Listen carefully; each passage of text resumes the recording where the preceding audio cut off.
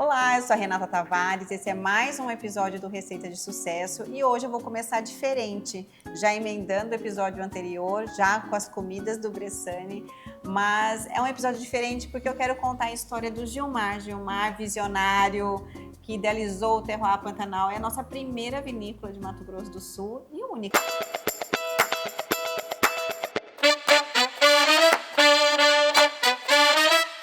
Mas a tua história, Gilmar, é uma história que eu falei assim, na primeira vez que eu escutei a sua história, eu falei, gente, isso tinha que virar uma novela tipo saga, entendeu? Eu falei, não, eu preciso, quando eu criei o Receitas de Sucesso, eu falei, cara, eu preciso trazer o Gilmar, eu quero que você conte essa história, eu já escutei essa história, mas eu acho que ela tem uma riqueza de detalhes, a tua vida desde o começo até você chegar até aqui, é tanta coisa legal, é realmente uma história que merece um filme, um livro, e eu falei, não, pelo menos eu preciso registrar aqui no Receitas de Sucesso a sua história, e eu queria dividir isso com quem assiste, com quem me segue, e eu acho que merece. E hoje meu convidado é o Gilmar França, aliás, seu sobrenome é muito auspicioso para o seu negócio, né?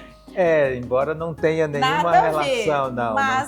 Mas faz todo sentido. Sim. E o Gilmar França, eu quero escutar. Na verdade, eu já escutei essa história, eu quero compartilhar com vocês a história do Gilmar.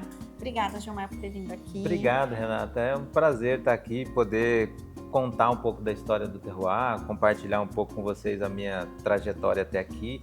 Estar aqui com vocês, a gente falou disso muitas vezes, né? De conseguir um dia para que a gente possa ter esse bate-papo e hoje a gente está fazendo isso, então muito bacana. Prazer estar aqui, obrigado pelo convite. Nossa, eu quero começar, Gilmar, do começo, de você menino entregando leite.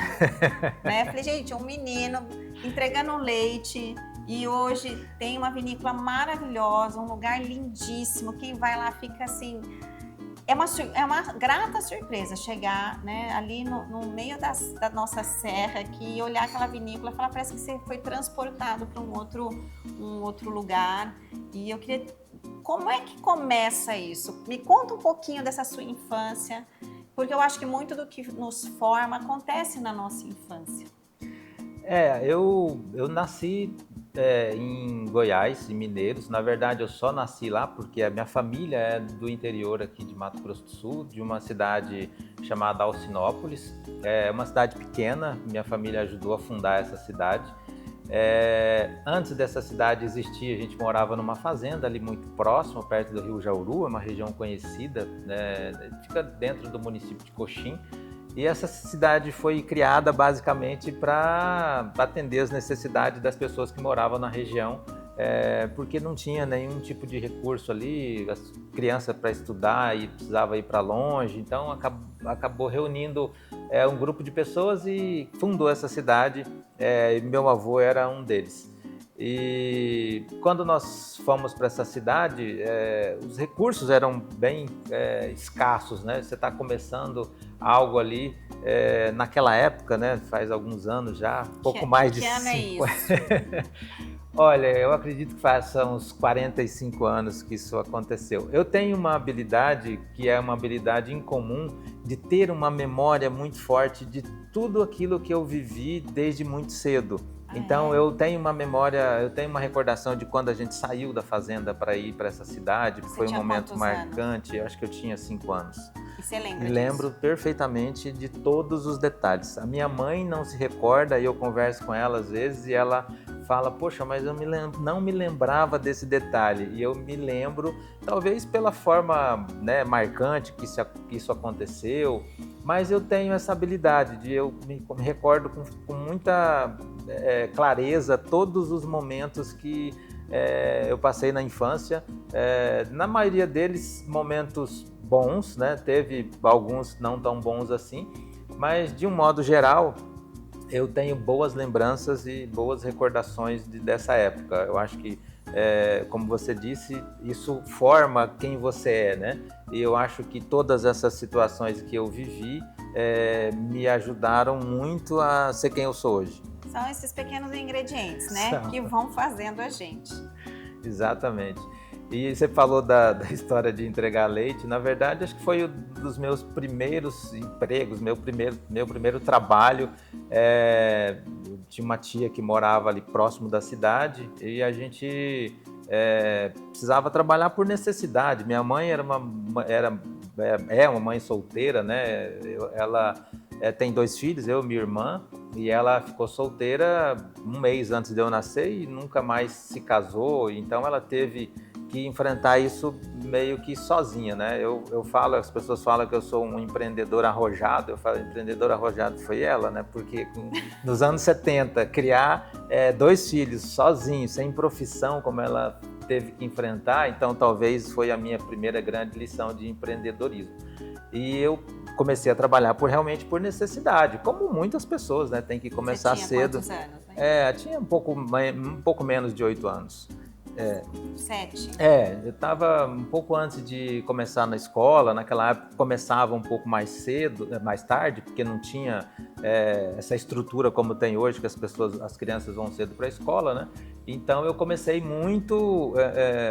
a trabalhar realmente muito cedo. Isso me deu a oportunidade de fazer muitas coisas, de aprender muitas coisas, né? Eu abri mão de algumas coisas, né? A minha infância praticamente foi toda utilizada, vamos dizer assim, trabalhando. Abri mão disso, de poder brincar, de poder fazer muitas coisas que as pessoas fazem com essa idade. Por outro lado, eu aprendi muito cedo a importância do trabalho, a facilidade que eu teria para poder me desenvolver como pessoa, como sair daquela condição que a gente tinha ali. O caminho era o trabalho, não tinha outra opção. Então, eu acho que eu enxerguei isso muito cedo. A realidade bateu muito cedo, né? Bateu muito cedo. Eu falo que com um pouco mais de 6, 7 anos, eu tive meu primeiro coach, que foi meu tio. Na época essa expressão nem existia ainda, mas eu me lembro que aconteceu um fato, como eu não conhecia meu pai, a minha irmã também não, e ele, porque ele era alcoólatra, então eu acho que, eu gosto de pensar isso, né? Eu acho que foi a melhor coisa que ele pôde me oferecer, foi isso, foi ir embora, porque ele realmente não tinha nenhuma condição de estar com a gente. E eu me lembro, na verdade eu não me lembro dele nem um pouco, eu nunca tive nenhum contato com ele, mas a minha irmã tinha alguma recordação com ele, e ele quis ir até a escola quando a gente começou a estudar e tal, e acabou não dando certo. Minha irmã ficou muito chateada com aquilo e tal, e eu fiquei chateado mais por ela, e eu estava sentado na frente de casa, assim, um pouco triste com a situação, né, por causa da minha irmã, e aí meu tio foi falar comigo, né, e ele falou... Eu achei que ele fosse falar, não, fica tranquilo, isso acontece, né? Vamos lá, bola pra frente, né? Ele colocou a mão no meu ombro e falou, ó, já tá na hora de você aprender que a vida, você tá por conta própria, então assim, não pode, você não pode esperar nada aqui que ninguém vai te socorrer, não. Você tem que... Isso, imagino isso bater fundo numa criança, né? Do tipo, você tá por sua conta e risco. Mas, de certa forma, eu acho que eu já estava um pouco acostumado com isso. Eu já tinha começado a trabalhar, eu já via um pouco a situação da minha mãe. A casquinha já estava ficando grossa desde cedo, né? Eu acho que já vinha entendendo um pouco isso, né? Mas naquele momento, acho que foi a primeira vez que eu parei para pensar sobre isso. E é engraçado você falar como é que uma criança com 6, 7 anos consegue pensar nisso, né? Mas naquela época, acho que as coisas eram um pouco diferentes. A gente reagia a isso, né, de outra forma. E realmente eu parei para pensar lá e eu compreendi que ali eu precisava realmente cuidar da minha vida.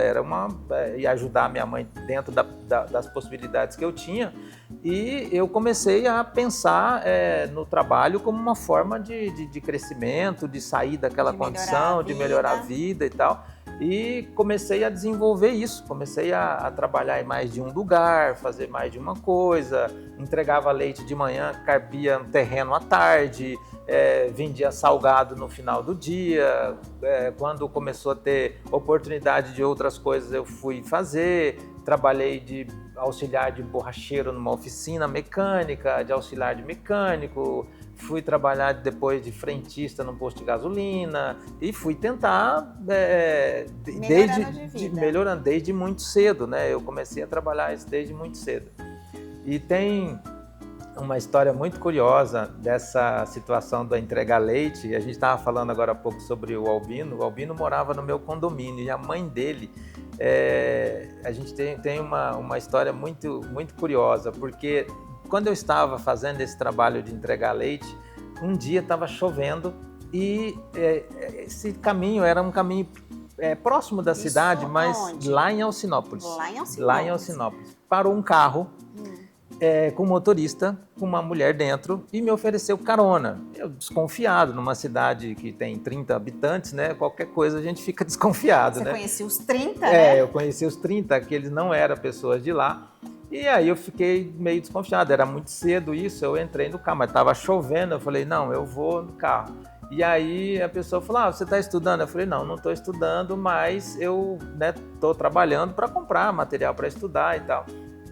Aí a pessoa falou, não, eu vou fazer o seguinte, daqui a pouco eu volto aqui daqui a alguns dias, algumas semanas, e vou trazer os materiais para você.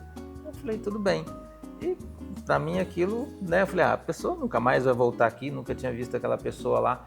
E passou 2 meses, alguém me mandou me chamar, estava na casa da minha avó, a pessoa com os materiais, uma mochila com os cadernos, uniforme, calçado e tudo. E aí, assim, aquilo, de certa forma, foi uma motivação muito grande para eu começar a estudar. E eu realmente comecei a estudar a partir dali. E essa história ficou lá, há 40 anos ali e tal. Mas eu me lembrava do nome da pessoa que tinha feito isso. E um dia eu tô lá na academia, no condomínio. Isso agora em tempo?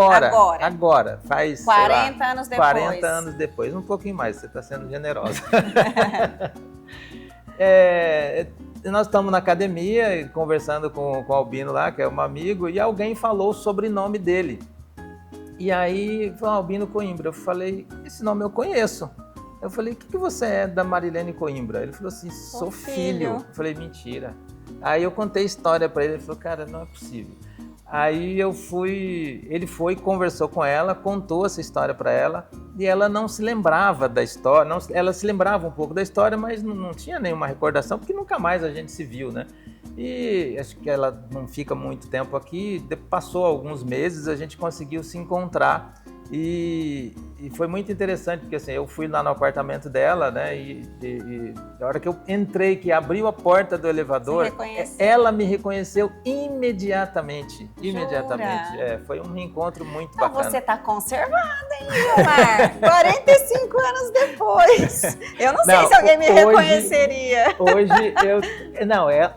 Ela na verdade, a expressão que ela falou assim, é o mesmo sorriso daquela criança que eu encontrei lá entregando leite, né? Foi realmente um encontro muito, muito especial. Mas hoje eu tô com 53, né? Então passou um pouco mais do que 40 anos. Eu acho que ninguém me reconheceria. Tá bem, então melhor. Tá. Mas sempre voltamos lá no menino entregando leite. E aí você tá ali batalhando a tua vida. É que assim, já começa a entender que você entrou no modo empreendedor já cedo. Sim. Né? Isso forja o empreendedorismo em você muito cedo a partir de uma frase de um tio num momento de tristeza, e às vezes é um clique que começa a colocar a gente em movimento. É um start que assim, a gente não sabe muito bem como é que isso acontece, né? Por que acontece isso com algumas pessoas, com outras não? Qual é o botão que se aperta ali que dá esse start? Mas isso é uma realidade. Eu acho que aquilo ali, aquela situação momento, toda, aquele momento, me fez enxergar isso de uma outra forma. E a partir dali, eu acho que eu tenho a impressão que eu nunca trabalhei para outra pessoa. Eu acho que eu sempre trabalhei para mim. Apesar de ter trabalhado. Sim. Eu entendo essa visão. Não importa se eu estou dentro de uma empresa, de outra pessoa. Eu estou fazendo aquilo por mim, né? Estou crescendo por mim, estou entregando excelência por mim. Eu acho que essa visão é muito legal. Eu acho que quando você enxerga isso de verdade, o seu trabalho fica muito mais fácil, o seu resultado vai aparecer com certeza muito mais rápido. As pessoas às vezes confundem isso. Eu estou trabalhando aqui, seja o que for, num caixa de supermercado, ou se você trabalhar para você, e não só para o lugar onde você está, as pessoas vão enxergar melhor o potencial que você tem, você vai conseguir melhores resultados, outras pessoas vão ver o seu trabalho, vão te contratar para fazer trabalhos, né, outras oportunidades. Você sai da mediocridade, Exato. de fazer o básico, você quer realmente buscar um crescimento, né? Dentro de outra empresa.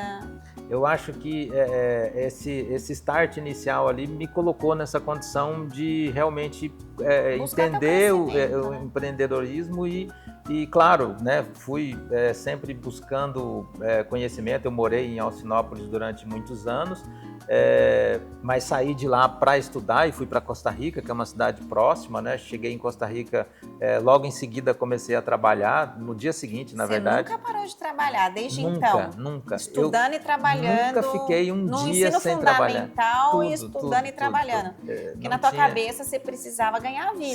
Sim. E precisava de fato. Sim, era muito ruim a gente olhar, assim, a minha mãe não tinha profissão, depois ela se tornou uma costureira, e ela é costureira até hoje, uma excelente costureira, mas assim, morava numa cidade pequena, era uma realidade muito diferente do que ela vive hoje. Hoje ela tem uma profissão e ganha muito bem com a profissão que ela teve lá, mas ela não tinha profissão, né? Ela não era a filha mais velha, naquela época tinha uma certa tradição disso, né? Assim, a irmã dela, que era a filha mais velha, ela foi para fora para estudar, fazer esse curso de costura na época, e ela acabou não se interessando por isso, e ela pegou todo aquele material que tinha do curso e ela estudou por conta própria, né? Então ela trabalhava muito, ela trabalhava até muito tarde, e era ruim ver ela naquela situação sozinha, né? De não poder, de não ter ninguém para ajudar. A gente, tanto eu quanto a minha irmã, a gente morava muito, às vezes, na casa de um tio, de um avô, porque ela não tinha condição de cuidar da gente sozinho. Então, isso também me colocou nessa condição de querer fazer alguma coisa para ajudar nisso, né? Porque quando você se depara ou você está dentro de uma situação dessa, eu acho que é quase impossível a pessoa não querer sair disso, né? E não tentar fazer alguma coisa para conseguir melhorar. E eu acho que isso também foi um ponto, e ela sempre estava atenta a isso, né? Assim, dentro daquilo que ela podia fazer. A gente ficou morando em Alcinópolis muito tempo, depois fomos para Costa Rica para poder estudar e viemos para Campo Grande por isso também. Então sempre tinha um planejamento, tinha um objetivo. E você indo e trabalhando e estudando. E nesse período, até você vir para Campo Grande, você está trabalhando com diversas coisas. Muitas, eu fiz muitas coisas, né? Assim, lá em Alcinópolis eu fiz tudo que tinha de possibilidade. Trabalhei em oficina mecânica, em açougue, em supermercado, fui frentista de um posto de gasolina, limpava terreno para os outros com enxada. Eu empreendia ali também, né? Eu pegava meus amigos e pegava um terreno para carpir por R$100, contratava eles por R$10 cada um para me ajudar a fazer aquilo, e aqui eu tinha 8, 9 anos. E quando fui para Costa Rica, eu também cheguei lá, fui trabalhar num posto de gasolina, de frentista num posto de gasolina, e ali eu fiz quase que uma carreira dentro desse posto, porque lá fiz bastante coisa. Eu fui frentista, depois fui caixa desse posto de gasolina. Isso aqui você está adolescente ou você está criança? Não, ali eu tinha 14 anos. Você foi caixa com 14 anos? Sim, 14 anos. 15 anos eu já tinha ali uma posição de responsabilidade, mas eu sempre levei isso muito a sério. Você era um adulto com 15 anos, Era um adulto, concorda? Eu era um adulto. Na verdade, era um adulto. Tanto que, assim, eu tenho uma outra empresa, que não só a Vinícola, né, que é uma empresa que trabalha com gestão de documentos. Eu também criei essa empresa do zero, e isso já faz alguns anos, mais de 20 anos. E logo que eu abri essa empresa, uma das pessoas que era o dono do posto de gasolina que eu fui frentista lá em Costa Rica, ficou sabendo dessa história, que eu tinha, né, constituído essa empresa. O objetivo dela era prestar serviço para empresas privadas, que é o que a gente faz, né? Muitas pessoas pensam que a gente trabalha com empresa, prestando serviço para empresa pública. É uma ideia equivocada. Nosso trabalho é 100% empresa privada. E ele ficou sabendo disso. Ele já morava em Cuiabá, ele me conhecia sendo frentista do posto de gasolina dele. E aí ele me procurou em Campo Grande e falou, você não quer abrir uma empresa lá em Cuiabá igual? Acho que isso é interessante, tem um mercado lá. Mas calma, eu perdi uma lacuna aqui, Gilmar. Sim. Você estava no posto, você já está com a empresa aberta. Eu quero... Pera, volta, vamos lá. Como surge você abrir essa empresa que chama Arquivoteca, Chama né? Arquivoteca. Como que surge? Em que momento, em que ponto? Da onde veio essa ideia? Porque você vem aí fazendo milhões de coisas, de borracharia, frentista, darará, e aí você começa a organizar arquivo? Não, na verdade eu trabalhei até vir para Campo Grande, eu trabalhei lá em Costa Rica nessa empresa, fiz algumas outras coisas lá, mas eu trabalhava nessa empresa que era a empresa de combustível. A grande maior parte do tempo que estive lá trabalhando como frentista. Quando eu vim para Campo Grande, eu não quis trabalhar com eles, porque eu queria fazer outras coisas. E aí o meu objetivo, no primeiro momento, eu queria fazer uma faculdade ou de Direito ou de Ciências Contábeis. Porque eu já imaginava que aquilo me ajudaria como empresário. Então eu queria realmente ser um empresário. Já fazia parte do meu planejamento. Comecei a faculdade, tive um pouco de dificuldade para passar no vestibular, não passei no primeiro ano. A condição da educação lá não era mais favorável, né? Então eu tive que fazer um ano de cursinho e tal para conseguir passar na faculdade aqui em Campo Grande, na UCDB. Aí entre Direito e Contabilidade eu acabei escolhendo Contabilidade por ter um campo maior de atuação e tal. Foi muito difícil também nessa época, porque assim, eu continuei vindo para Campo Grande com muito mais coragem do que condição. Eu trabalhava... Mas, normalmente os empresários, eles têm muito mais coragem do que condição. Continua sendo assim até hoje. Todo mundo que empreende com coragem e pouco dinheiro. Se fosse fazer uma análise, eu não tinha condição nenhuma de vir para Campo Grande para estudar. Eu não tinha condição nem de pagar a faculdade, né? Não, realmente não tinha condição. O que prova que quando a gente quer um negócio, sim, a gente arruma como. Sim, né? Eu digo que assim, a persistência, ela realmente, a determinação, o foco que você vai colocar naquilo que você escolheu fazer, a energia quando que você coloca, você põe isso de verdade, ninguém para. Ninguém não te tem para. como. Ninguém para uma pessoa persistente. Não para, né? não para. Não tem como. E a persistência, ela vai vencer sempre. Eu digo que assim, o mundo está cheio de pessoas inteligentes e esforçadas trabalhando para quem é persistente e corajoso. Pode observar isso. Essa tem que pôr em caixa alta aqui. Porque é o que eu falo, assim, eu nunca fui a mais brilhante da sala, nem a mais estudiosa da sala, nem a que tirava 10, mas eu nunca parei. Sim, a persistência e a coragem vai vencer sempre. Você vai ver um monte de gente que é persistente e corajoso empregando os que são mais inteligentes e os que são mais estudiosos. É um fato, né? Isso está cheio de gente assim em qualquer lugar do mundo. Mas eu vim para Campo Grande nessa condição, eu não tinha a menor condição de pagar para a faculdade. Eu ganhava um salário mínimo, né? Eu continuava, realmente era muito novo. Eu cheguei em Campo Grande, tinha 17 anos, eu acho. Acho que não, 17 e aí anos. já foi uma vida, já deu a primeira temporada da saga, entendeu? Eu tô resumindo um pouco dessa história, porque senão a gente passa 2 dias aqui conversando, Vou ter que ter né? 3 episódios para o Gilmar. São muitas coisas, né, nesse intervalo Nessa aí. primeira etapa, assim, qual foi teve algum momento que você pensou em, cara, não vai dar? Em nenhum momento você teve dúvida? Sempre foi, essa persistência, essa coragem sempre esteve acima de tudo? Teve algum momento muito desafiador que você falou, cara, não vai dar, eu vou voltar para trás? Eu acho que eu não tive essa opção. A gente não tem essa opção. Não tinha para onde não voltar tinha, para trás? Não tinha. Muito... Você não tem um caminho, diz, eu vou voltar ali, eu vou buscar uma outra... Não tem uma outra alternativa. Você tem que realmente ir, porque é o único caminho. Não dá para desistir.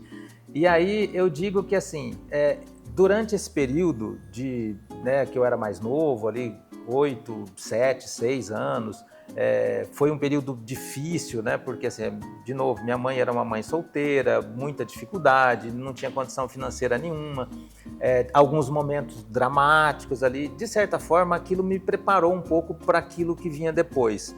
Porque já estava acostumado com aquela pressão, com aquela dificuldade. Então, aquilo que acontecia não era tão difícil quanto o que já tinha acontecido. Então, eu sempre me apoiei um pouco nisso. Então, as coisas que vinham depois, normalmente, eram mais suaves. Por mais difíceis que elas fossem, não eram tão difíceis ou dramáticas como tinham sido naqueles anos, né? Então, eu acho que um pouco disso, né? O período em Campo Grande, quando eu vim para cá, era muito difícil porque não conhecia ninguém, tinha muita dificuldade, tinha que trabalhar o tempo todo, né? E o dinheiro, sem descanso. Eu trabalhava sábado, domingo, de madrugada. Meu primeiro emprego aqui em Campo Grande foi aqui na Calógeras. Eu vinha lá da Estrela do Sul, foi um lugar que eu comecei a morar aqui em Campo Grande. Eu vinha de lá a pé até a Calógeras, ia para o Colégio Dom Bosco, estudar, fazer cursinho ali e voltava à noite a pé para lá de novo. Então eu fazia esse trajeto todo dia a pé, todo Quantos dia. quilômetros a pé? É muito. É muito. Podia estar chovendo, eu fazia todos os dias. Porque eu não tinha, é um absurdo dizer isso, mas assim, eu não tinha condição eu tinha que fazer escolha, não tinha condição de pagar um ônibus, não tinha alternativa. Mas eu fazia isso não era uma drama. coisa, sem problema nenhum. Você entendia que aquilo era necessário, fazia parte de uma etapa, sem dificuldade nenhuma, não via aquilo como um problema. Aquilo era era um caminho que ia me levar a um lugar. Você entendia como um passo para o próximo etapa, era um passo, não via com sofrimento. Claro, o dia que estava chovendo era legal? Não era. O dia que estava chovendo era difícil, né? Mas era uma etapa e por mais difícil que, né, a minha trajetória ali tenha sido e tal, eu acho que uma vantagem eu sempre tive. Nunca foi pior do que o estágio anterior. Então, talvez isso é uma coisa que ia ficando cada vez mais fácil. Mais fácil, porque é muito difícil quando você tem uma boa condição e você tem que retroagir e começar de novo, porque às vezes você não está acostumado ali com aquele ambiente. Então, às vezes é mais difícil para a pessoa que já teve essa oportunidade do que para quem está começando e para quem está desempenhando esse papel, né? Tanto que, assim, as pessoas falam, hoje eu vou para a vinícola 2 vezes na semana, 3 vezes na semana, vou e volto e tal. Aí a pessoa, mas isso é difícil. Eu falo, é difícil. Você não conhece a minha história, meu filho. Como difícil? Da onde? Eu vou de carro, gente. Senta que lá vem história. Eu vou de carro com ar-condicionado certinho, paro lá tomo meu café da manhã e tal, mas da onde que tem dificuldade nisso? Não tem dificuldade, né? A vida ficou tão fácil, tão fácil, que qualquer coisa que você aperta é muito difícil. Sim, e isso ajuda muito, né, acho que na trajetória de você empreender e tal, ajuda bastante, porque é isso, as pessoas às vezes, né, uma coisa simples, é um drama muito forte, é um drama muito grande, e talvez o maior desafio que eu tenho hoje é gerir as pessoas, né, e fazer com que elas entendam um pouco disso, mas fazer com que eu entenda também a limitação de cada um, a realidade de vida de cada um, né, porque eu não posso projetar. Não tem as referências não posso projetar a minha experiência nas experiências deles, né, então assim, eu tenho que entender isso, mas ao mesmo tempo tem que puxar a turma, né? E fazer com que eles entendam que isso faz parte da jornada, né? Isso faz parte. A gente hoje, a geração mais nova é muito imediatista, né? Ela quer que o resultado aconteça já, né? O meu resultado demorou 20 anos, 30 anos para começar a acontecer, né? Mas eu sempre acreditei nele, e né? a gente estava ainda na metade do caminho aí da tua jornada. Você estava ainda indo nem de ônibus, eu ia falar de ônibus, estava indo a pé fazer faculdade. Você me perguntou de lá. Contabilidade. De contabilidade. Na verdade, eu usei a contabilidade como uma maneira de me profissionalizar para me tornar um empresário. Tive um escritório de contabilidade para uma questão de sobrevivência mesmo, para ter um recurso ali um pouco melhor. Mas depois que eu comecei essa empresa de contabilidade, eu já tinha uma condição já um pouco melhor, já conseguia, né, ter já conseguia pagar o ônibus, depois já consegui comprar carro, já estava andando de ônibus.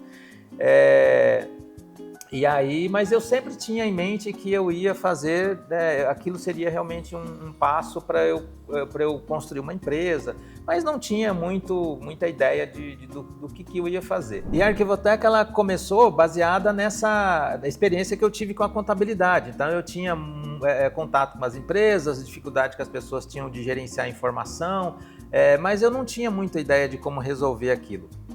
E uma vez eu estava viajando, estava em Nova York, aí, né, saindo de Alcinópolis, sem andar de ônibus, eu cheguei já em Nova York. Como é que você foi parar em Nova York? Você não estava andando nem de ônibus, Gilmar? Você viajou de avião. Para Nova York eu fui, dessa vez eu fui a turismo mesmo, fui conhecer, eu já gostava... Você tinha escritório de contabilidade, sim, você queria sim. conhecer... Eu sempre gostei muito de viajar, uma coisa que eu sempre fiz, e viajar para mim nunca teve a ver com uma limitação financeira. Então assim, eu conheço todos os estados brasileiros, a maior parte deles eu conheço de carona.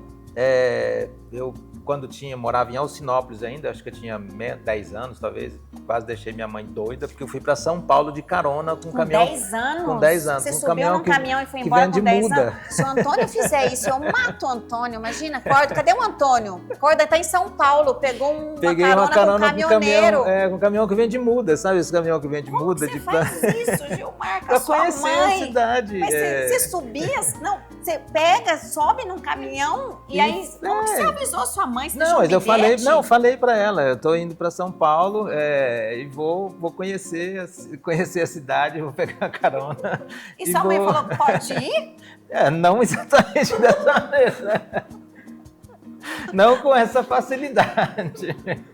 Mas você foi com permissão? Não, fui com permissão. Aí eu fui de carona. E olha que eu me acho assim dada com meus filhos, mas eu viajava muito assim de carona, né? Não era, não foi a primeira. Mas calma, ainda não assimilei. Você chega você levou um dinheiro, você chegou lá e fez o que em São Paulo? Chegou e desceu aonde? Eu tinha um conhecido que morava lá, que tinha tido um supermercado. Que tinha 8 anos. Para mim era um senhor já, né? Ele tinha um supermercado, ele ficou uma temporada lá em Alcinópolis e ele tinha um supermercado na frente da minha casa. Eu trabalhei para ele um tempo e aí eu falei para ele, eu posso te visitar? Ele falou, não, pode vir me visitar. Ele falou, como você vai vir? Eu falei, vou pegar uma carona, porque não tem como eu ir aqui, não tem ônibus aqui, eu vou pegar uma carona e vou. Ele foi te buscar no caminhoneiro? Aí ele morava numa cidade perto de Lins, numa cidade chamada Sabino, pertinho de Lins. E aí eu parei na rodovia, aí fui até um posto de gasolina, liguei para ele foi lá. Não tinha celular, tá, gente? Não tudo tinha que estar meio combinado, né? E aí de lá eu fui com ele para São Paulo. Aí foi, acho que a primeira grande cidade que eu conheci foi São Paulo, assim, viajando de carona. E eu preocupada com a criança, mas você cresceu, você tá aqui, nós estamos conversando, mas eu ainda tô preocupada com a criança, entendeu? Eu falei, gente, não aconteceu nada, só aconteceram coisas boas. Mas não foi a primeira vez que eu viajei, né? Você era destemido, desde cedo. Quando morei em Costa Rica... Deus também estava te protegendo, né, Gilmar? Vamos combinar. Não, ele me protege até hoje, com certeza, por alguma razão que eu desconheço, mas ele fala, não, esse cara eu vou dar uma atenção especial para ele, não tem como não ser isso. Mas só voltando um pouquinho ali, até chegar em Nova York, eu sempre gostei muito de viajar.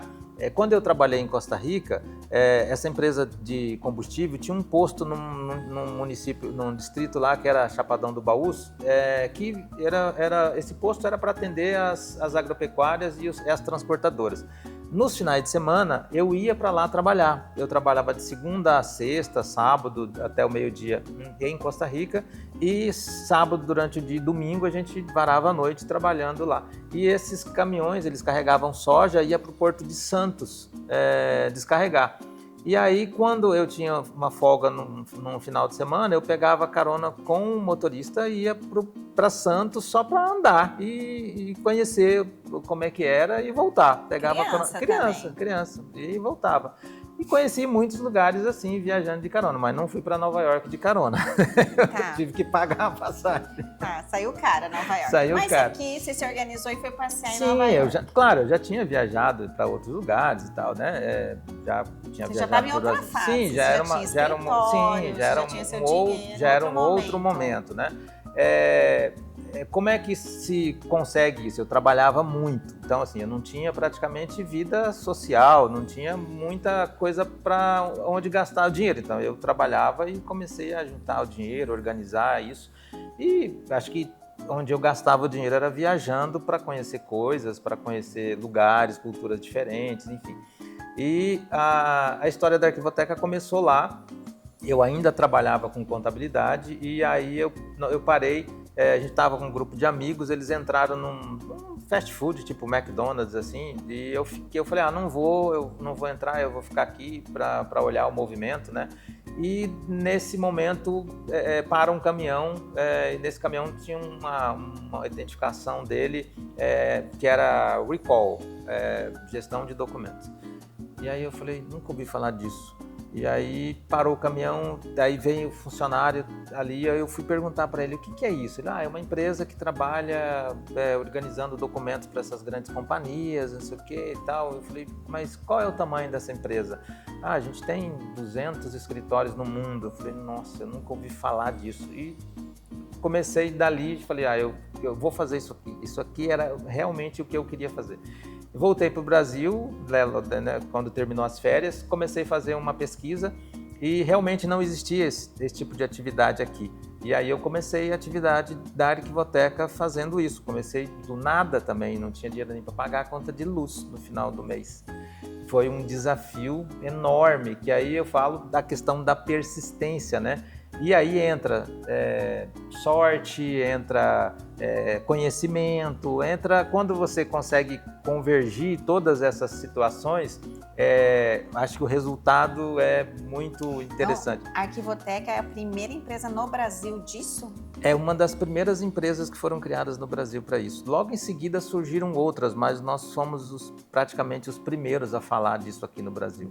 Não tinha essa solução. Aqui em Campo Grande? Não, no Brasil. Mas vocês abriram em Campo Grande? Sim, abrimos em Campo Grande. Hoje a gente atua no Brasil inteiro, né? Mas foi muito difícil porque eu não sabia que isso existia e ninguém também sabia, né? Então você teve que criar do zero, sem muita referência. Criar a necessidade, criar a referência para isso. Criar o mercado. Criar o mercado. Eu batia na porta das pessoas, as pessoas falavam, mas o que é isso? Eu preciso disso? Nem sabia se precisava disso. Eu não sei o que é isso e tal. E aí eu comecei, assim, procurava empresas maiores e com muita dificuldade. E aí eu acreditava tanto nesse negócio que eu tinha um sócio no escritório de contabilidade e eu falei para ele, você quer abrir essa empresa comigo? Aí ele falou, cara, você tá doido, não vou fazer isso de jeito nenhum. Aí eu falei para ele, fala o seguinte, então, me compra a minha parte, me paga em 24 meses para que eu tenha condição de pelo menos pagar a conta de luz do prédio que eu vou alugar, que era uma salinha. E eu vou me virar nesse período aí, você vai me pagando. Ele se arrependeu, né? Eu acredito que sim. Eu acho. Não, talvez não, né? Não sei, talvez ele esteja... Eu acho que ele está bem também, eu acho que foi em caminhos diferentes. Mas com certeza, em termos de desenvolvimento, não tem como comparar, né, o que a gente conseguiu fazer com esse projeto. Mas os primeiros, e eu falo isso sempre, né, assim, você tem que acreditar muito naquilo que você está fazendo. Nos primeiros meses foram muito difíceis, realmente, muito difíceis. E aí, quando a gente estava naquela fase, eu não estava realmente pensando numa fase de desistir, mas sabe aquela fase que você fala... Desafiadora. Gente, o que eu vou fazer amanhã, né? E aí entra que não tem opção de voltar atrás, eu preciso fazer dar certo.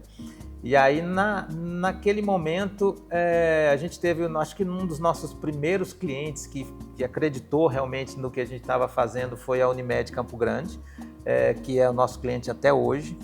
E eles era uma empresa grande, e eles tinham essa dificuldade de gestão de informação, então a gente conseguiu conversar um pouco com eles, explicou um pouco como é que isso funcionava.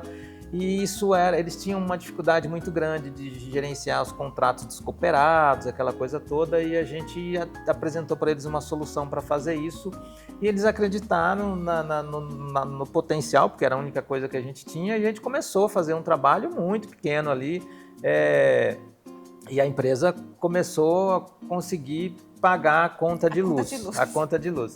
E aí, logo em seguida, eu consegui um contato com a empresa de telefonia que existia aqui em Campo Grande na época, que era a Telemes. Que era a Telemes. Estava começando o celular. 92. Eu acho que por aí. Estava começando o celular. Aí a empresa era muito local, mas tinha também uma certa, né, dificuldade de documentos e tal. Comecei a conversar com o pessoal daqui e aí em seguida essa empresa ela foi incorporada e virou TCO, logo em seguida. E a gente estava praticamente já com um contrato fechado com eles, aquilo deu uma enroscada. E aí a pessoa que era o responsável aqui na época falou, não, a gente vai fazer, mas a gente precisava fazer hoje, né? Não daqui a esses 30, 60 dias, a gente já estava com a conta de luz para pagar, né? Mas começamos a fazer um trabalho com eles e foi um trabalho muito, muito bacana, não tinha um volume muito grande, mas era um cliente, estava funcionando. E uma coisa que eu sempre me preocupei, claro, é assim, sempre for fazer muito bem feito. E se você se propõe a fazer algo, realmente, pelo menos, tenha a capacidade de fazer aquilo bem feito e você saber o que você está fazendo, né? E eu fiquei 5 anos estudando e tal, e a minha área era contabilidade, então eu já sabia um pouco daquilo, e o grande problema dessas empresas estava relacionado a isso, e o da TCO e tal estava relacionado a esse trabalho. E conversando com a equipe lá, eu apresentei uma solução e eles acharam a solução muito interessante. E numa dessas conversas tinha uma pessoa que era da TCO, que era de Brasília, se interessou pelo assunto, falou, a gente vai fazer esse trabalho, vamos fazer esse trabalho com vocês também. E essa questão de telefonia foi acontecendo de forma muito rápida. Eu tinha 20 e poucos anos naquela época, né? Nossa, eu já achei que você tinha 40. Não, gente, não. Tanta coisa já rolou aqui. Eu tinha 20 e poucos anos. E ali, quando a gente estava próximo de fechar um contrato lá com a TCO, apareceu a Vivo. Do nada, comprou todas as operadoras. E aí nós ficamos praticamente sem saber o que ia acontecer. E essa pessoa que estava em Brasília foi chamada para São Paulo. Imagina você comprar um dia toda a empresa de todos os estados, o tamanho do problema.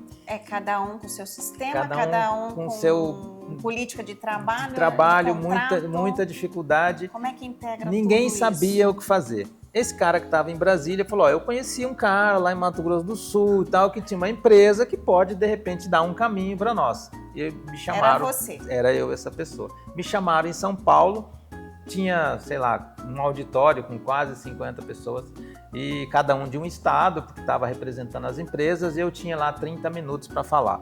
É claro que quando eu entrei, tinha 20 e poucos anos, 90% das pessoas saíram da sala, né? Imagina, meu filho, na idade que ele tem hoje... Saiu, todo mundo saiu da sala. Esse menino veio falar aqui. E aí ficou muitos poucos ali, né? Eu falei, bom, eu já tô aqui, não custa nada, né? E aí comecei a falar, só que quando eles me falaram isso, aí eu fui lá no escritório deles aqui e peguei todas as informações de cada lugar, e aí todas as informações, até o time que o porteiro do cara do Maranhão...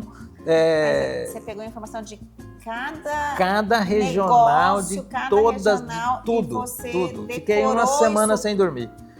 Decorei tudo, todos os detalhes. Literalmente, eu sabia o nome do porteiro. Você é o Rain Man, sabe o filme Rain Man? Mas eu não tenho essa capacidade de memória, não. Fui por necessidade mesmo. Não tinha outra alternativa, nem né? Por necessidade, acho que eu decorava tudo isso. Não, mas a necessidade faz você a fazer isso, né? Eu me preparo para as coisas que eu vou entregar. Eu não tinha outra opção, né? Você tinha que dar seu show ali, né? Eu tinha que chamar a atenção de alguma forma, né? E aí, na Eu reunião... passei por uma situação dessa, mas não na nesse reunião, nível. foi todo mundo embora, ficou, sei lá, meia dúzia ali. E aí eu fui falar para essa meia dúzia. Aí eu falei, olha, sabe daquele lugar que tá seus documentos lá, assim, tá molhando, você tem que tirar de lá, você tem problema tributário, o Joaquim que trabalha lá para você não sabe disso, lá fica desprotegido porque o seu guarda lá, que é o Antônio, ele não tá preparado para fazer essa proteção também, e aí essa junção toda você vai ter problema. Eu tô com uma dúvida. Gente, eu preciso contextualizar. Isso é uma época que não tem Google. Não. Tá? Porque hoje você fala, eu vou dar um Google, vou pesquisar no Google. Eu peguei o telefone. Como que você pegou toda essa Peguei informação? o telefone, liguei para todos os lugares, ia perguntando de um por um, todos os lugares, o que era, o que tinha, pedia para mandar foto, se tinha algum tipo de fotografia. Mandava por fax? Mandava por fax, por qualquer... mandava a informação que eles tinham, eu pegava. Fiquei uma semana e meia juntando esse tipo de coisa. Um dossiê fazia uma espécie de dossiê, porque era a única chance que eu tinha de fazer isso funcionar lá. E aí eu fui falando, você tem esse problema assim, a gente vai resolver dessa forma e tal. Aí começou foi chamar o outro, passou um pouco, tava todo mundo de volta lá. Aí a sala encheu de novo. Eu tinha 30 minutos, fiquei mais ou menos 3 horas lá. Jura? 3 horas. E aí saí de lá com o maior contrato de gestão de documentos que tinha no Brasil naquela época. Mudou o jogo. Mudou o jogo, exatamente. Ali... É uma alegria e um desespero, né? O desespero foi muito maior que a alegria. Porque falar, e agora? Se eu fiquei uma semana... Não, aí... Isso eu posso falar porque assim, eu já falei para todo mundo que tinha para falar e eu acho que isso não é errado. Depois que nós fizemos isso lá, a Vivo veio para cá. E aí eles falaram o seguinte, a gente vai lá conhecer você. Que desespero. Como que você vai lá conhecer você? No meu caso da Johnson, que eu falei, nem vá. No caso que a Johnson falou pra mim, vou lá conhecer sua agência. Eu falei, nem vá. Nem vá, porque é só uma sala com 4 pessoas. Mas assim, você não sabe. Eles me pegaram realmente meio que, falei, tá, né? Só que assim, não tinha realmente condição, porque era a mesma sala que eu tinha alugado ali, não tinha nada lá. A gente tinha recém começado a fazer um trabalho para a Unimed e tal, eu não tinha nem funcionário. Não? Não tinha. Ninguém? Não tinha ninguém. Aí eu peguei uns amigos, fiz uma camiseta personalizada. Foi tudo arrumei um cenário lá, coloquei mesa, coloquei eles lá no lugar. Aí, finge que tá digitando alguma coisa aí enquanto eles passam. Mas foi bem isso. Aí tinha o lugar onde a gente ia fazer o tratamento dos documentos. Cara, a gente colocou as caixinhas ali no vidro e falou para o pessoal, não pode entrar lá por questão de segurança, mas não tinha nada lá, estava vazio, só tinha aquelas caixas. E aí conversamos, só que o que diferenciava é que a gente sabia o que estava falando, né? Você sabia, você ia dar um jeito de entregar. Sim, não, tanto óbvio. Que são clientes nossos até hoje, né? Eles sabem disso? Sabem. E aí, isso eu queria saber. Um dia eles falaram, cara, você fez uma maquiagem lá. Não, mas precisava, né? A pessoa que me contratou, que é o Júnior, né? Tomara que ele escute essa história. Júnior, eu vou mandar o link dessa entrevista para você. Ele trabalhou aqui durante um tempo e aí ele era gerente da área de controladoria, que foi ele que me contratou. Ele que contratou a empresa, né? Ele que organizou isso e tal. Aí eles fecharam o escritório aqui e a gente fez muito trabalho junto e tal. E quando eles foram fechar o escritório, a Arquivoteca já estava grande e tal, né? Aí eu falei, Júnior, você vai trabalhar para nós agora. Aí a gente contratou ele. E quando a gente contratou ele, eu falei, olha, antes de você começar a trabalhar, você tem que escutar essa história. Eu preciso te contar um negócio. Ele achou a história incrível, né? É muito de cinema. É a necessidade, né? Faz, assim, e aí, aquele compromisso de, cara, não tenho como dar errado, eu tenho que fazer isso dar certo. Mas deu muito certo, foi muitos meses de trabalho, né? Foi muito trabalho. Mas aí foi um super contrato. Sim, mudou, assim, financeiramente, mudou a tua realidade, mudou, um contrato totalmente, totalmente. E aí, era numa época, não sei se vocês recordam disso, quando a Vivo veio para o Brasil... Sou muito nova. Eu imagino que não, por isso que eu perguntei. Quando a Vivo veio para o Brasil, ela fez uma campanha publicitária gigantesca, né? Eles não sabem, mas a gente sabe. E aí, quando eu comecei a visitar as outras empresas, as pessoas perguntavam assim, quem é seu cliente? Eu falava, a Vivo, a maior operadora de telefonia da América Latina. Eu não precisava falar mais nada. Acabou, quebrava todas as Aí objeções. não tinha, né? Não tinha para onde ir. Eu tinha essa referência, essa credencial. Claro que essa credencial sozinha ela não é capaz de resolver todos os problemas, né?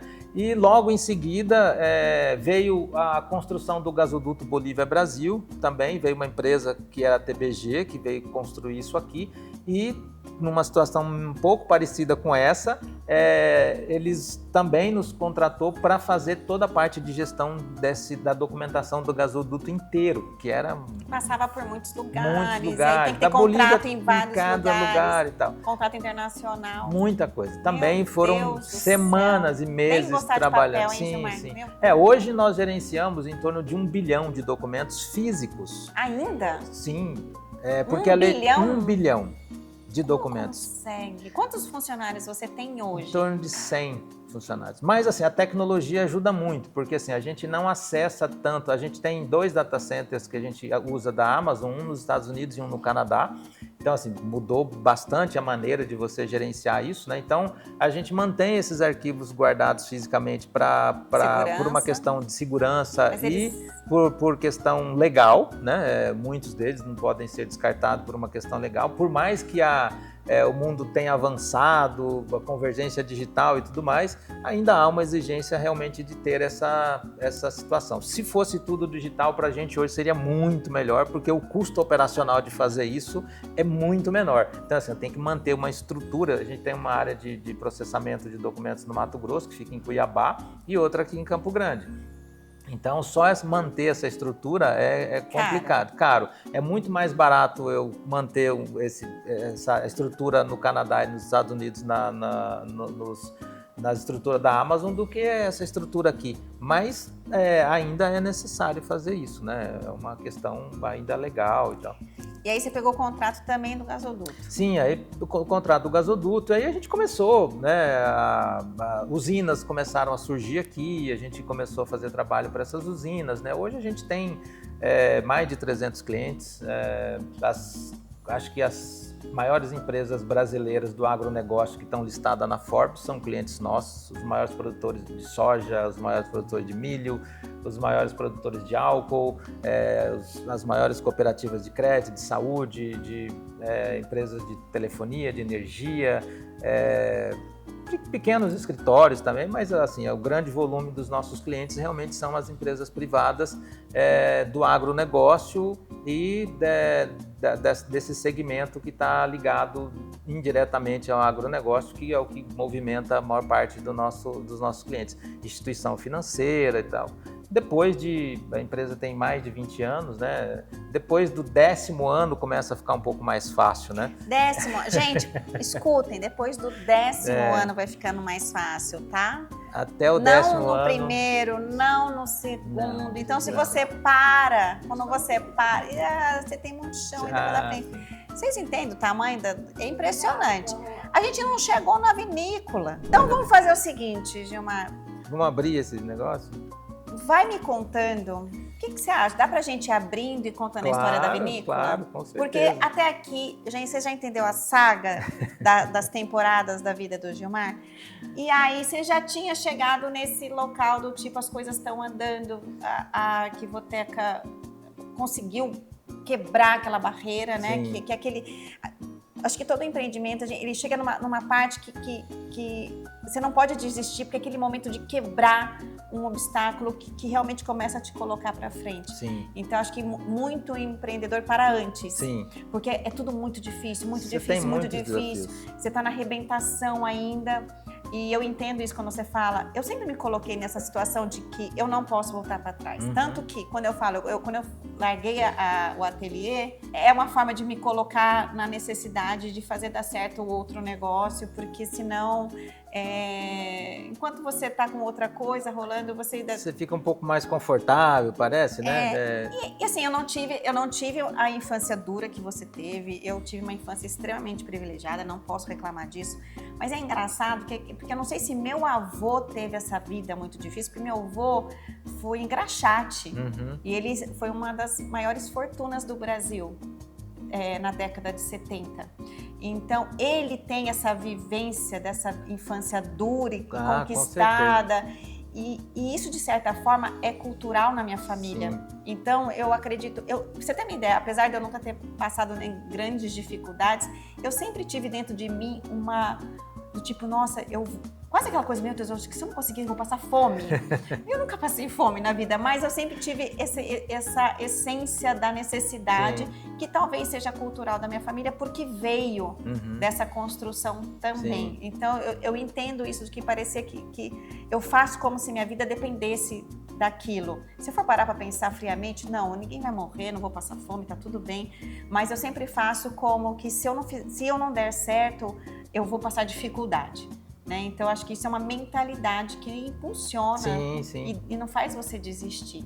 Né? É o senso da necessidade, Sim, né? Criar senso de necessidade. Sim. Mas enquanto você me apresenta os vinhos que você trouxe, me conta de onde veio nessa saga tua toda, de repente, fundar a primeira vinícola de Mato Grosso do Sul, que acho que era uma coisa que ninguém pensou em fazer, do tipo, como se Mato Grosso do Sul, que é muito pecuária, muito agronegócio, de repente tem uma vinícola.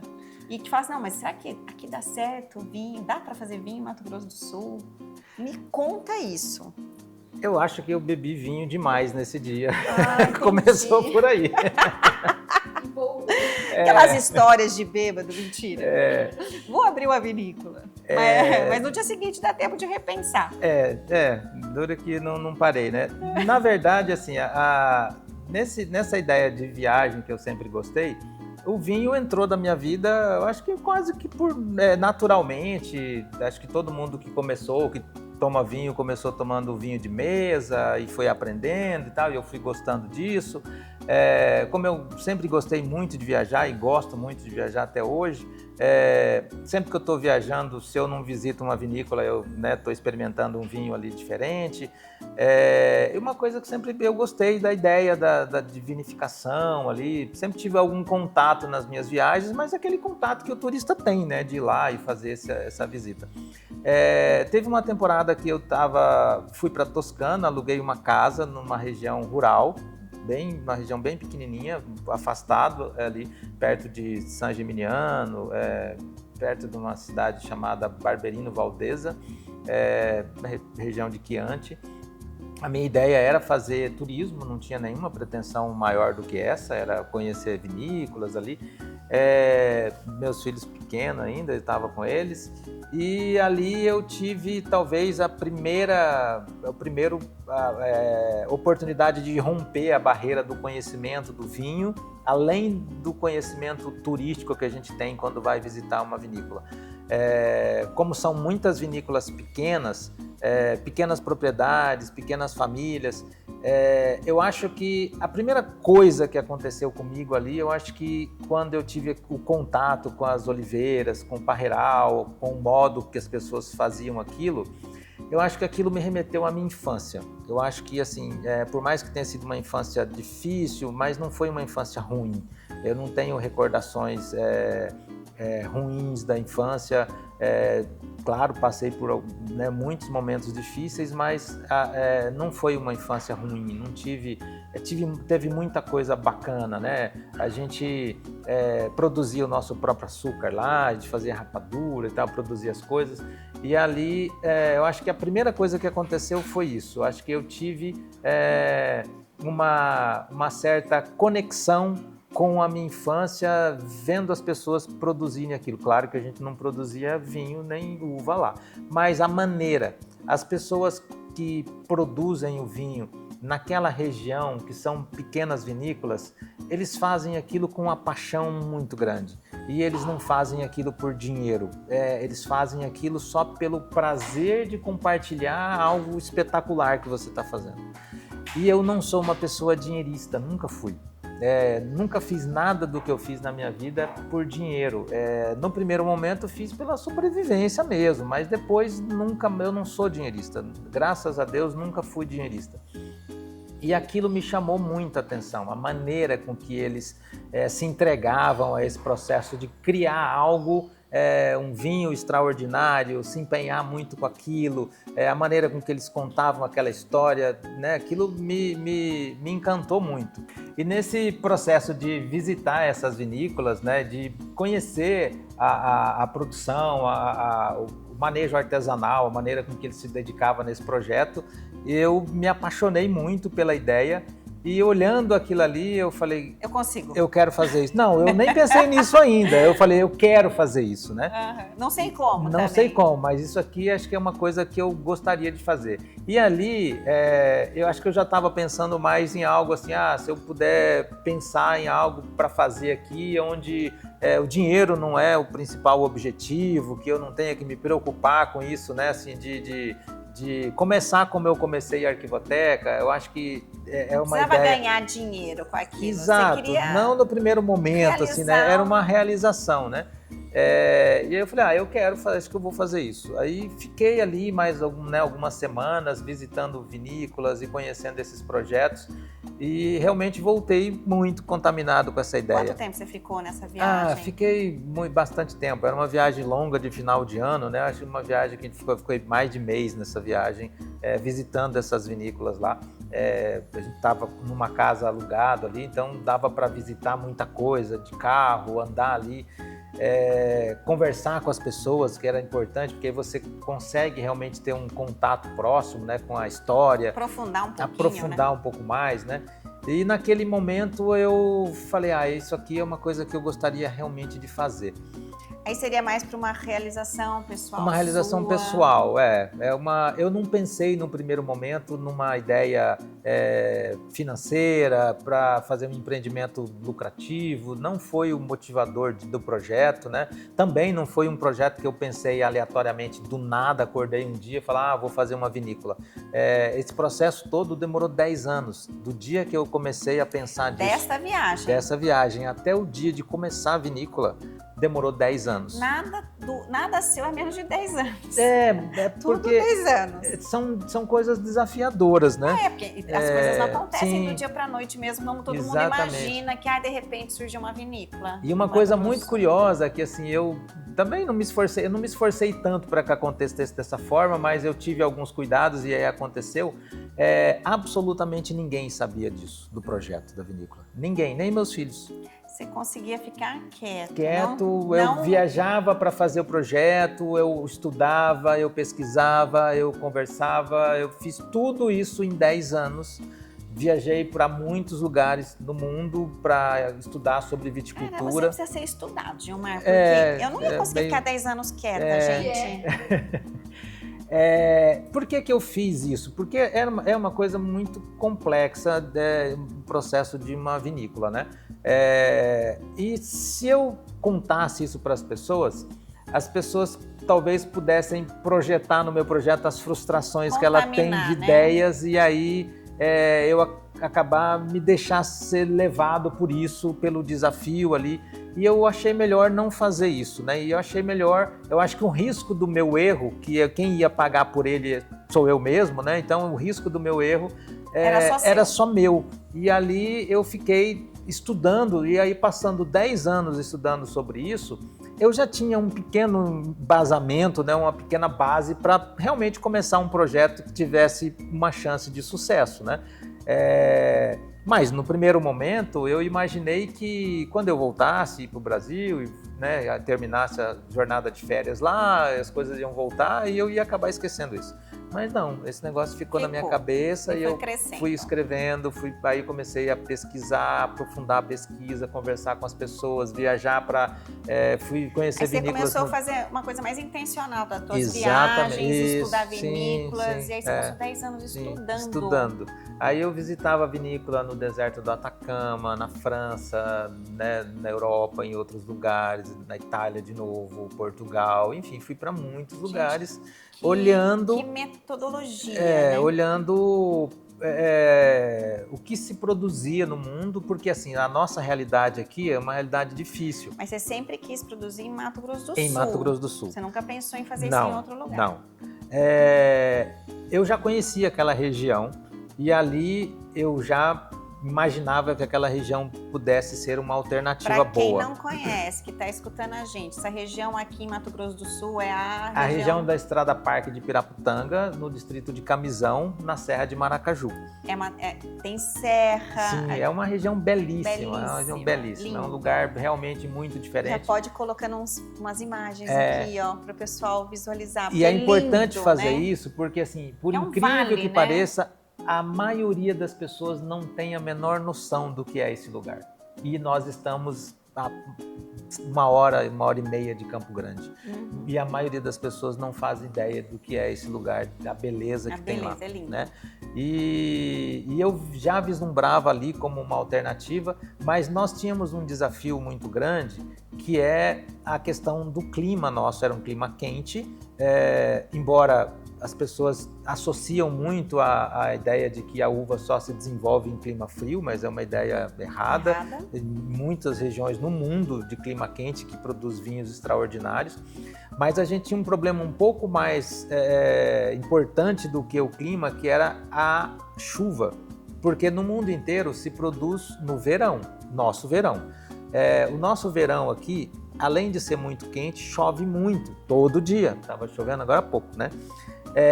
Para a uva, para a fruta, isso é uma tragédia. Você não consegue fazer um vinho de qualidade com a quantidade de água que cai nesse período aí. Por quê? A uva ela precisa de um estresse hídrico para ela ter uma concentração adequada de açúcar, para desenvolver esses compostos fenólicos ali. Se tiver uma quantidade de água excessiva, como a gente tem agora, tem uma uva bonita, mas não tem utilidade nenhuma para vinificar. Né? Então, esse era o grande desafio. E eu estava fazendo uma viagem na França, em Bordeaux, também estudando sobre a viticultura. E lá eu conheci a história de um brasileiro que chama Murilo, ele é de Minas, que desenvolveu uma técnica chamada de dupla poda, que ela inverte o ciclo de produção da videira.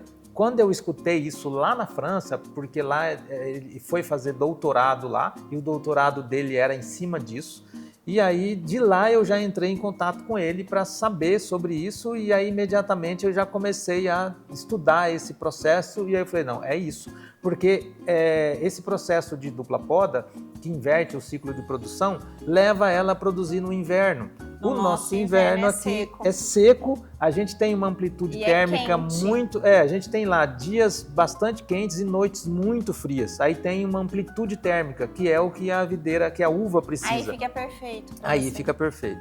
Então, assim, a gente tem lá o solo perfeito, né? A base do nosso solo é um solo de arenito, então tem uma drenagem muito boa. É um solo que tem muitas pedras, muitas rochas, então traz uma mineralidade muito boa. As condições eram muito interessantes. A questão da chuva é que não ajudava muito. E aí, com essa possibilidade de inverter o ciclo de produção, e aí era resolveu o problema totalmente. Mas eu não tinha uma propriedade lá. Eu precisava comprar uma propriedade lá para isso, né? E comecei a ir lá e olhar e procurar e visitar a propriedade. E eu queria um lugar que fosse muito bonito, que fosse acessível, que tivesse, né, uma condição de acesso para não só para construção, mas que pudesse o turista ir lá, porque hoje a vinícola tem que ter um enoturismo junto. E visitei muitos lugares e estava com uma dificuldade muito grande de encontrar um local. Um dia eu já tinha na minha cabeça um lugar. Eu passava lá, eu via o lugar onde é a vinícola hoje e projetava ali na minha cabeça todo o projeto que eu tinha naquele lugar e eu falava, tem que ser aqui, tem que ser aqui. Aí eu imaginava, a pessoa que é dono desse lugar aqui jamais vai vender. Mas nunca, né? Eu não venderia. E aquilo ficou na minha cabeça e eu nunca tive coragem de ver quem é o dono, de ir lá bater na porta e perguntar se ele quer vender. Eu formei esse conceito na minha cabeça. Falei, a pessoa não vende, não tem como. Ninguém, sã consciência, vai vender isso aqui. Um dia, almoçando lá em Piraputanga, no Pira, no Ademir lá, falei, Ademir, me ajuda aí. Ele sabia que eu estava procurando a propriedade. Me ajuda aí, que eu preciso encontrar o lugar e tal. Eu estou fazendo um projeto aí, mas não falei o que era. Ele falou, não, eu já tenho lugar. Aí ele falou, chegando em Camisão, do lado direito, no quebra-molas ali, onde tem uma casinha, Aí eu falei, Você falou, não é possível. Eu falei, não, Ademir, o cara não vende, não. Ele falou, não, falei com ele ontem, tá vendendo. Eu falei, liga pra ele agora. Se ele vender, fala que eu tô indo lá. Cheguei lá, era o lugar onde é a vinícola hoje. E aí o cara falou, não, eu vendo. Aí eu falei, gente, não é possível, né? Aí É muita esmola, né? Começa a olhar pro lado, pegadinha. Entramos na propriedade, eu tinha visto sempre ela olhando de frente, né? Nunca lá de dentro. Aí andamos até a metade da propriedade, a hora que eu virei, que eu vi aquele visual lá, eu falei, nossa. Era isso que eu queria. É aqui, não tem como Mas você se controlou, né, Gilmar? Não, né? totalmente. Tipo, sem né? emoção ali na hora. Sem emoção. Mas eu fiquei conversando com ele um tempo. Até que serve. Eu falei, não, é isso e tal. Eu fiquei conversando com ele um pouco, aí eu tive um receio, eu falei, como é que eu vou perguntar para ele quanto ele quer nessa propriedade? Porque eu não vou ter o dinheiro para pagar, né? Porque isso aqui vai custar um absurdo. E aí perguntei, quanto que você quer? Aí ele falou, tanto. Eu falei, fechado. Era muito menos do que você imaginava. Muito menos. Aí ele falou, mas você não vai pedir desconto? Eu falei, cara, não. Tem nem coragem. Você não tem noção do potencial. que é isso aqui. Você não tem noção. E aí fomos lá, ele perguntou, o que você vai fazer aqui? Vai criar um gado, alguma coisa assim, né? Eu falei, não, eu vou fazer uma vinícola. Ele falou, é sério? Você tem certeza disso, né? Não acreditam muito nessa história, não. Mas enfim, aí conseguimos concretizar o negócio. Na semana seguinte começou o projeto, mas eu já tinha tudo pronto na minha cabeça. O projeto estava pronto, né? O projeto estava pronto porque, assim, eu costumo dizer para as pessoas que vão lá, as pessoas que vão até a vinícola, né, e assim, é um exercício até interessante para quem ainda não teve lá, as pessoas falam, aqui tem uma energia diferente e tal, né, além do lugar ser belíssimo, né, aqui tem uma energia diferente, é muito gostoso estar aqui e tal.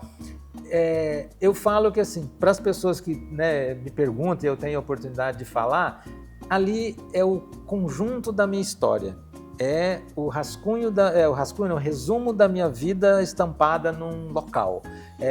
São as experiências que eu vivi, as frustrações que eu tive, os aprendizados, as minhas viagens, as minhas emoções, a minha infância, a fase adulta, aquilo que eu aprendi ao longo da vida, tá ali, tá dentro daquele espaço lá. Então lá dentro é isso, esse somatório. E o projeto já estava pronto porque ele já existia dentro de mim. Então eu só projetei ele lá e comecei a fazer no dia seguinte que eu comprei a propriedade, eu comecei a colocar em prática. E Gilmar, assim, só para a gente encerrar esse episódio que é riquíssimo, que eu já vou dar um spoiler, vai ter continuação. Nós vamos fazer a segunda parte dessa conversa lá no Terroir, porque eu acho que é uma história que merece, vocês concordam comigo. O que você sente hoje, né, vendo essa história fantástica que você tem e de você poder hoje ser esse empresário de sucesso, bem-sucedido, que veio de uma realidade muito difícil, que hoje é próspero e está mudando a realidade de tantas pessoas lá, né? Aquilo que a gente estava falando, você iniciou um processo de crescimento, um processo de prosperidade. O propósito de empreender, e eu acho que é isso que é o grande ingrediente de sucesso para grandes empresários, esse é o grande ingrediente que grandes empresários têm, que grandes marcas têm, que é um propósito que vai muito além do dinheiro, né? Que é um propósito de realmente transformar, de impactar o mundo. É lógico que o dinheiro vem, o dinheiro ele é necessário, ele precisa rodar, sem dinheiro as coisas não acontecem. Sim. Mas qual que é a sensação que hoje você tem? E você ainda tem muito chão pela frente, né, Gilmar? Mas qual é a sensação que você tem hoje? Se você puder compartilhar aí uma dica ou um ensinamento para quem está começando uma jornada. Bom, primeiro, assim, como eu me sinto? É uma realização muito bacana. Eu olho para a minha trajetória e eu tenho certeza que eu sou um privilegiado por tudo que eu vivi. E aí, quando eu digo privilegiado, eu não estou falando financeiramente, porque eu acho que eu não fiz e faço as coisas que faço pelo dinheiro, embora ele é realmente necessário para que os projetos possam caminhar. Dentro dessa trajetória, eu aprendi que assim, é possível, com dedicação, com empenho. É possível para qualquer pessoa que tenha capacidade e tenha coragem de fazer essa jornada. Eu acho que as pessoas que têm coragem, as pessoas que são dedicadas, são realmente as pessoas que têm capacidade para fazer grandes projetos e para mudar o mundo. Então você diria que o ingrediente é ter coragem. Coragem, sem dúvida. Coragem e força. Sim, coragem e dedicação. Dedicação, foco naquilo que está fazendo e ter muita coragem para enfrentar os desafios. Ter um pouco de dó da seu próprio dor e parar de ver isso como um grande problema. E eu acho que ter essa... Não dá para dizer que é um mar de rosas, não é. É um desafio, é complicado, às vezes até dolorido. É um processo de construção, mas é muito gratificante você realizar aquilo que você quer. Quando você acredita em algo que você acha que vale a pena investir seu tempo lá e você faz um trabalho, um projeto em cima disso e você começa a enxergar esse projeto ser concretizado, é um prazer muito grande. E eu acho que todo mundo que tem coragem e que tem disciplina, eu acho que são 2 ingredientes fundamentais para um empreendedor, tem capacidade de realizar seus sonhos. Ai, maravilha. Você concorda que é sempre muito mais do que o dinheiro? Ah, sim. Uma coisa, sim. É uma vontade de realmente olhar um legado, ter impactado o teu entorno de ajudar outras forma. Pessoas, né? Eu acho que isso por menor que a gente seja, por menor que olhando de uma maneira muito maior, universal, onde a gente é muito pequeno, mas ao mesmo tempo é tão grandioso poder olhar uma pessoa que a gente transformou a vida através de uma ação nossa. É o maior significado. Não é clichê dizer que isso é muito mais do que o dinheiro que a gente ganha. Eu nos meus projetos nunca coloquei o dinheiro em primeiro lugar, porque realmente eu não sou dinheirista e não faço juízo de valor disso, porque tem muitas pessoas que fazem seus projetos pelo dinheiro e tá tudo certo, cada um, né, tem o seu motivador. Mas assim, quando você consegue realmente ajudar outras pessoas, quando você consegue desenvolver uma região, que você consegue transformar uma maneira que as pessoas enxergam, né, um lugar que vai dar uma perspectiva diferente para as pessoas e ainda assim concretizar um sonho é realmente um prazer muito grande. É o mais próximo que a gente pode chegar de eternidade. Sim, né? Porque a gente pode morrer, mas aquilo que a gente fez vai e deixou vai ficar. Por muito tempo. Nossa, que legal. Gente, obrigado, isso vai continuar. A gente vai como é que chama? Na Vindima. Na Vindima. Em julho. Para continuar esse papo lá, porque eu faço questão de mostrar o terroir para vocês. É um lugar belíssimo. Para quem não é de Mato Grosso do Sul, desce em Campo Grande, é 1h30 daqui. 1h30 do aeroporto. Tem van para ir, voltar, entrar no site do terroir. A gente deve colocar aqui o site, o @. Venham visitar a vinícola de Mato Grosso do Sul, vocês vão amar. Vale a pena. Obrigado, Renata. Obrigada, Gilmar. Agora nós vamos comer, tá? Porque nem diz o Antônio, eu tô com fome.